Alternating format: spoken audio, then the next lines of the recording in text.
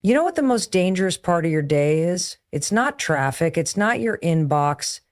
It's that moment right after your alarm goes off when you're lying there staring at the ceiling and you make a decision that seems small, but it defines everything. You hit snooze, maybe once, maybe 3 times. You tell yourself it's just 10 more minutes. You'll get up after the next beep. But what you've really done is made a statement to your brain. You've said, my word doesn't matter, my goals can wait, comfort comes first. That tiny moment is where most people lose the day before it even begins. And I get it. You're tired, you stayed up late, you worked hard yesterday, you deserve a few more minutes. But let me be brutally honest with you. Hitting snooze isn't about sleep. It's about avoidance. You're not just dodging the cold floor or the harsh light. You're dodging your potential. You're avoiding the version of yourself that gets up, shows up, and does the work. Is every time you hit snooze, you're building a habit, a muscle. And that muscle gets stronger every day you choose to stay in bed. You're reinforcing procrastination, avoidance, self-doubt. It's not about willpower. It's about wiring. Your brain remembers what you do repeatedly.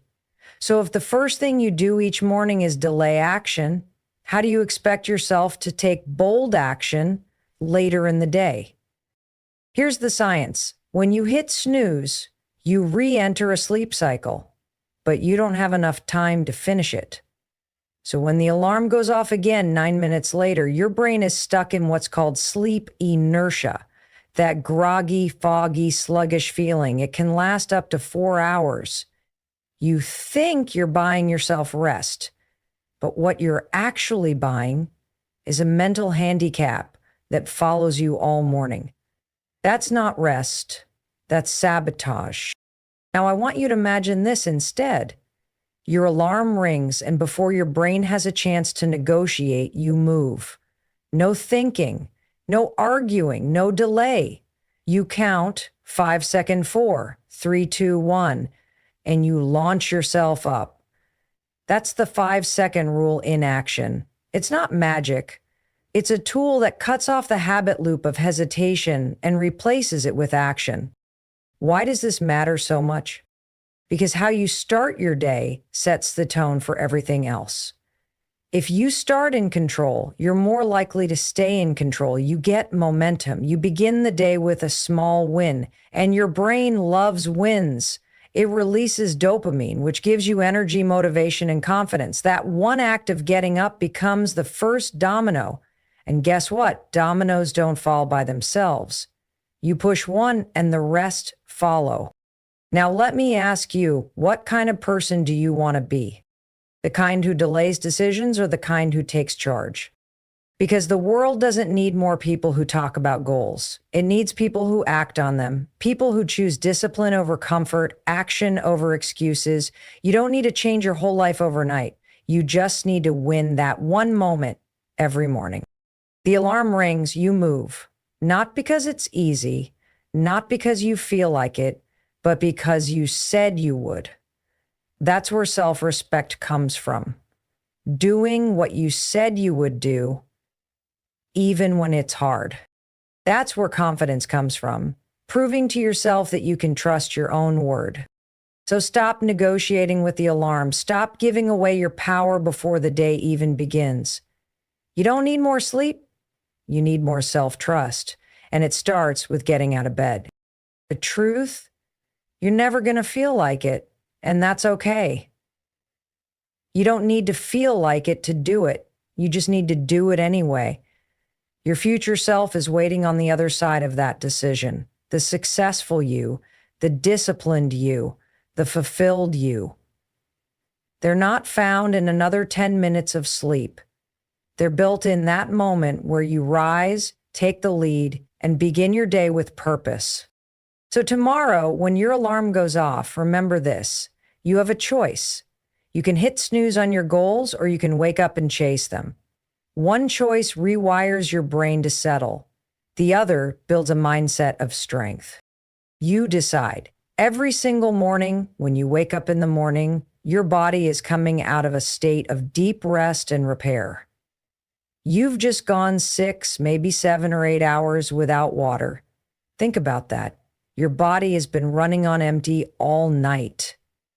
And the very first thing most people do when they get up, they reach for coffee. Now, I love coffee. I'm not here to take that away from you. But what I'm telling you is this: your brain isn't asking for caffeine first thing in the morning. It's begging for water. Your brain is made up of around 75% water. That means hydration is not just about energy, it's about brain function, the fogginess, the sluggish thinking, the low mood. It often isn't because you're not a morning person. It's because your brain is dehydrated.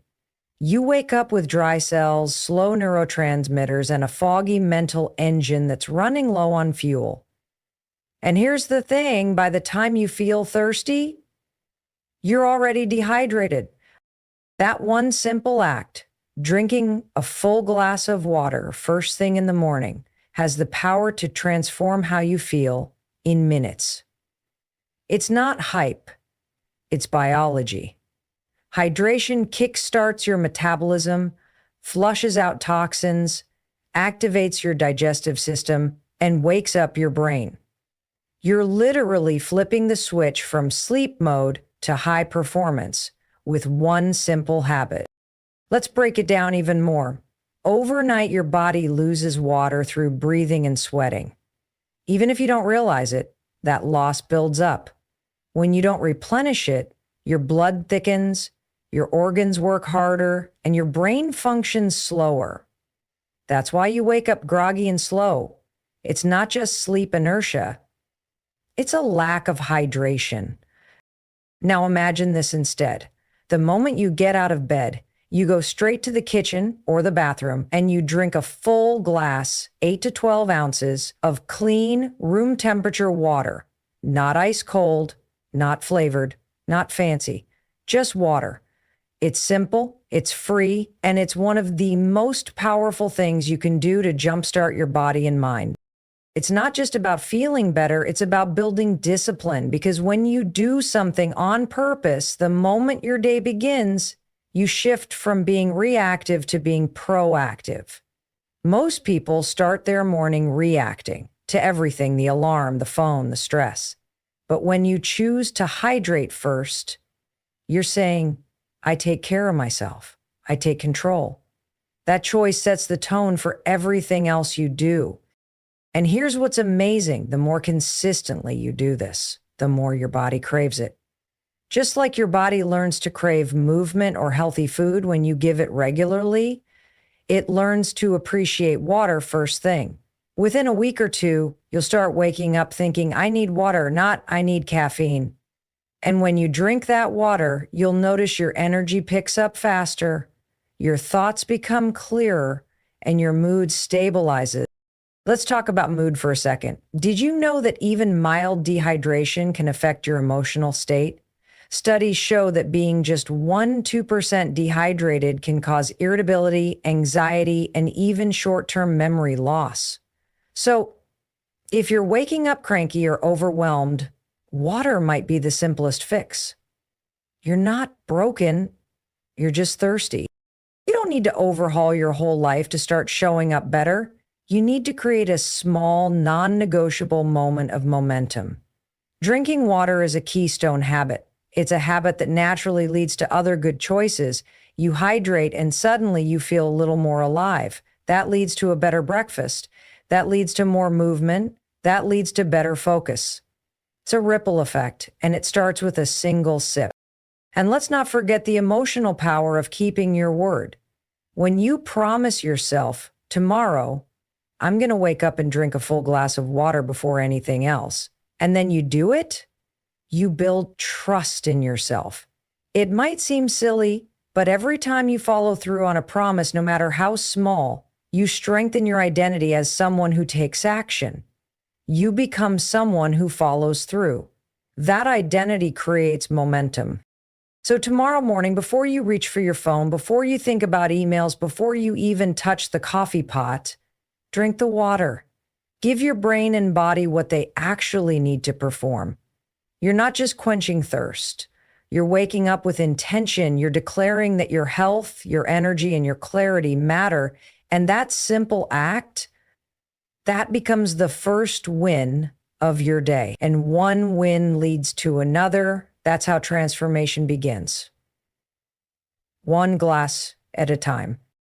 You wake up and your mind is already racing. There's that email you forgot to respond to, the meeting at noon, the laundry piling up, the bills, the to-do list, the notifications, and it's not even 8 a.m. Yet somehow, before the day has even started, you're overwhelmed. Sound familiar? That's because most people are starting their mornings in reaction mode. You're reacting to stress before you've even decided who you want to be today. But what if, instead of jumping into chaos, you carved out just 1 minute to rewire your brain? 1 minute, 60 seconds. That's all it takes to begin your day on purpose. This is where gratitude and journaling come in. Now, before you roll your eyes and say, I don't have time to write in a journal, let me stop you. I'm not talking about writing an essay. I'm talking about a 1 minute practice, one thing you're grateful for.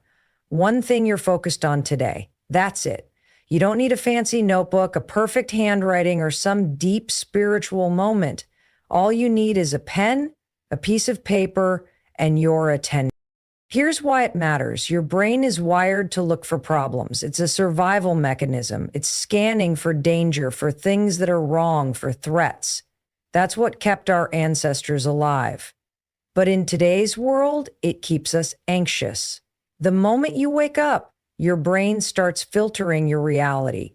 And without direction, it filters through stress, fear, and doubt.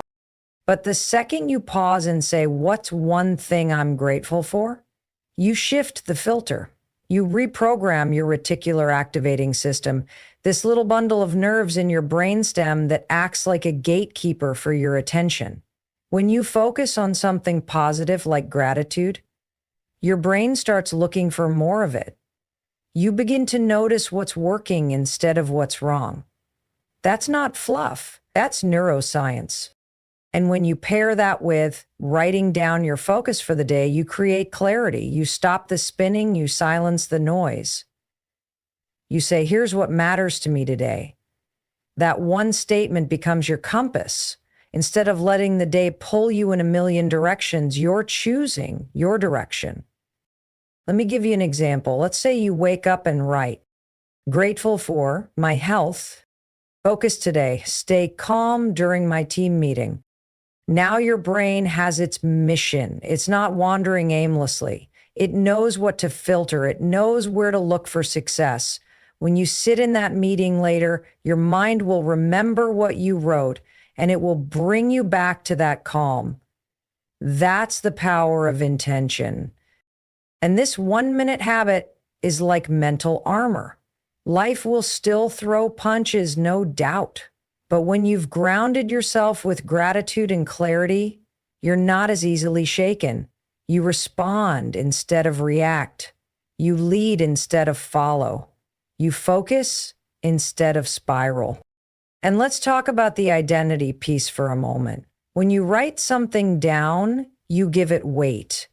Thoughts are fleeting, but writing creates commitment. When you see your own handwriting, when you witness your own priorities on paper, you're reinforcing the idea that your voice matters, your goals matter, you matter. It doesn't have to be perfect, it just has to be consistent. Some days, your gratitude might be something big, your family, your health, your job. Other days, it might be as simple as my morning coffee or the quiet before everyone wakes up. That's fine. The point isn't what you write. The point is that you do it. Because every time you do, you're practicing mental discipline. You're training your brain to pause, to reflect, to choose. That habit compounds over time. After a week, you feel more grounded. After a month, you feel more focused. After a year, you're not just surviving your mornings, you're owning them. And let's not ignore the ripple effect. When you start your day with intention, it spills into how you speak to your partner, how you lead your team, how you show up for your goals. It's not just about a better morning, it's about a better life. 1 minute at a time. So tomorrow morning, before you check your phone, before you start rushing around, grab a piece of paper. Ask yourself, what am I grateful for? And what am I focusing on today? Write it down, just 2 lines. It won't fix everything overnight, but it will shift your mindset. And that shift, that's where transformation begins. Not in some big dramatic breakthrough, but in the small, quiet moments where you choose to think differently. 1 minute, 1 habit, 1 better day at a time. There's something powerful that happens when you move your body in the morning. And no, I'm not talking about running 5 miles or hitting the gym for an hour. I'm talking about 5 minutes. That's it. Just 5 intentional minutes of movement that shake off the heaviness of sleep and bring your body and your brain back to life. Most people think morning movement is about getting fit, about burning calories, about sculpting some kind of perfect body. But that's not the point. The point is energy. The point is momentum. The point is telling your brain, we're awake and we're ready. Let me explain something that changed the game for me. When you move your body, even for a few minutes, you trigger a cascade of chemical reactions that elevate your mood, sharpen your focus, and reduce anxiety. Dopamine, serotonin, endorphins, they all flood your system and create a mental state that sets you up to win. That's not motivation talking, that's science. You want to feel better, you want more confidence, more clarity, more drive. You don't need another coffee. You need to move. Now I know what you're thinking. I don't have time. But that's not true. You don't need a routine. You don't need a yoga mat. You don't need perfect form or special clothes. What you need is movement.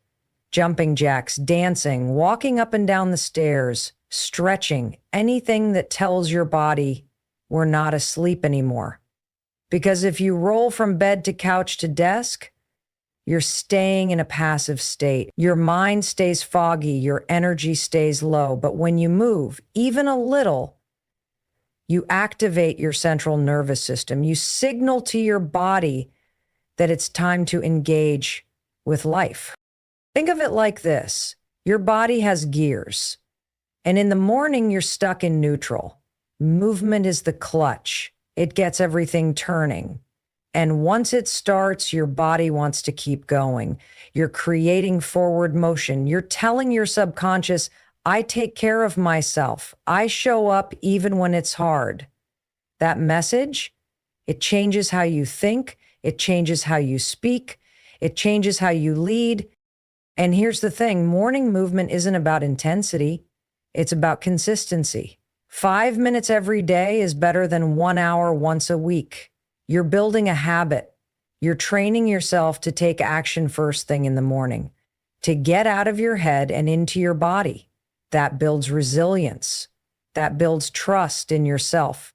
Because when you prove day after day that you can show up for 5 minutes, you start to believe in your own power, and that belief compounds. You also begin to realize that movement isn't punishment, it's permission. It's permission to feel good, to feel strong, to feel alive. And it changes your relationship with effort. You stop waiting to feel like it. You stop negotiating with your brain. You just start. And once you start, everything else feels easier. The hardest part of your day, the transition from rest to action, is already done. You've already won. There's also an identity shift that happens when you begin your day with movement. You stop seeing yourself as someone who's always tired, always overwhelmed, always behind. You start seeing yourself as someone who takes control, someone who invests in themselves, someone who moves forward, literally. That identity shift, it's the foundation of long-term change because behavior follows identity. When you start to believe you're a person who moves, who shows up, who chooses discipline, you start making better choices all day long. And let's talk about how this affects your mood. You ever notice how a bad mood in the morning ruins everything? One complaint, one negative thought, one stressful moment, and the whole day feels off. But if you start your day with movement, you're releasing tension before it builds. You're burning off stress before it even has a chance to settle in. You're creating space in your body and your mind. That space becomes your power, and no one ever regrets it. Think about that. Have you ever finished 5 minutes of movement and said, I wish I hadn't done that? Of course not. Because movement gives you back to yourself. It reminds you that you are strong, capable, alive. You don't need motivation. You don't need a plan. You just need to begin. So tomorrow, before the world pulls you in a million directions, take 5 minutes, put on a song, stretch, walk, dance, move. You're not doing it for a perfect body. You're doing it for a powerful mind. You're doing it to remind yourself that you are not stuck. You are not tired. You are not overwhelmed. You are in motion. And once you are in motion, anything is possible.